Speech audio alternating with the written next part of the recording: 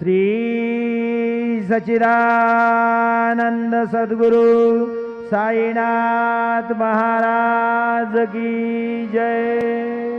जोडोनिया कर चरणी ठेविला माथा, परिसावी विनंती माझी पंढरीनाथा।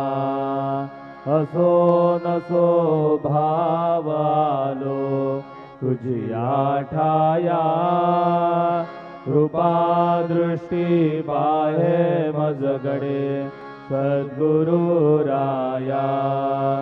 अखंडित सावे ऐसे वाटते पायी, सांडोनी संकोच ठाव थोडासा देई। तुका